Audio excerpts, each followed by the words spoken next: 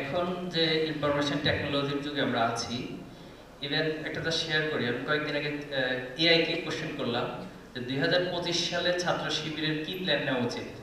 দেখলাম যে এআই আমাকে যা বলতেছে ওইটা ইতিমধ্যে আমার মাথায় সেট আপ আগে থেকে ছিল। তো এই যুগে আমরা বসবাস করছি, তো এই যুগে এসে যদি আমাকে প্রোগ্রাম করে বলতে হয় যে ছাত্র শিবির কি করে, তো এটা আমি মনে করি না খুব বেশি ওয়াইজ কোনো বক্তব্য হবে।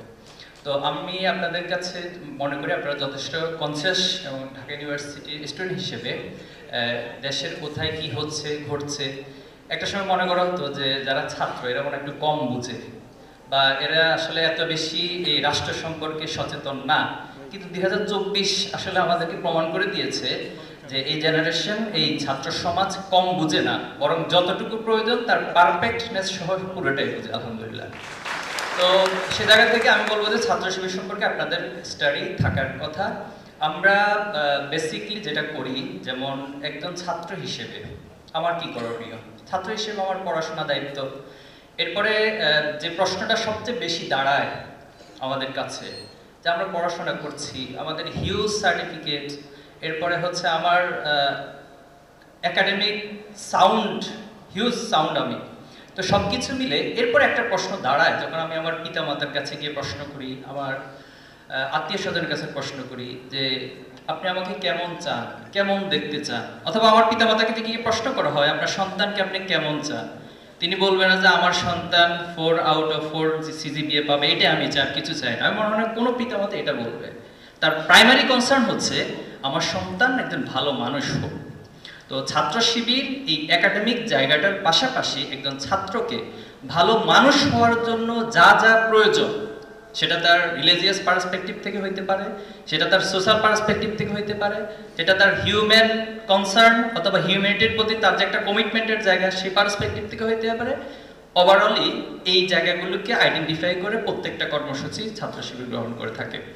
তো আমরা বাংলাদেশের যে কোনো প্রয়োজনে, বিশেষ করে যেহেতু বাংলাদেশ একটা প্রাকৃতিক দুর্যোগ প্রবণ এলাকা, আমরা চেষ্টা করি প্রত্যেকটা ইস্যুতে নিজেদেরকে অ্যাড্রেস করা এবং সেই জায়গাগুলোতে কন্ট্রিবিউট করার জন্য এবং ছাত্র সমাজকে অ্যাকোমোডেট করার জন্য।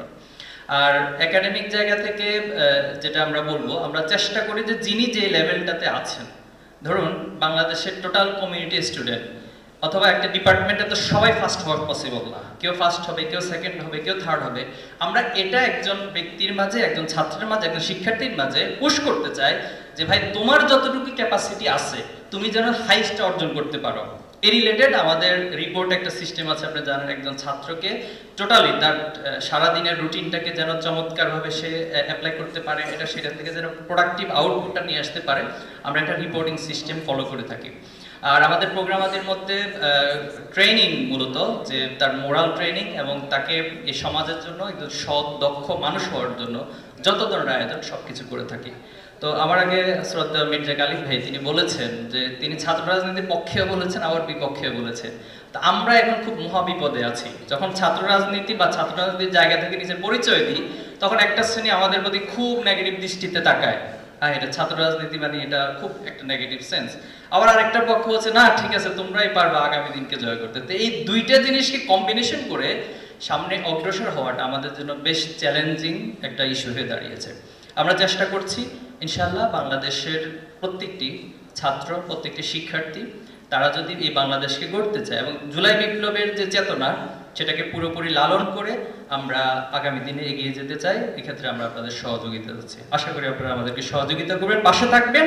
আমরা সকলে সবাই সবার হয়ে, আমি আপনার হব, আপনি আমার হবেন, সেভাবে করে এই দেশকে গড়ে তুলব। ছাত্র শিবির সময়কে রিড করে, পরিস্থিতিকে রিড করে তার কর্মসূচি ঠিক করবে ইনশাআল্লাহ। আসসালামু আলাইকুম।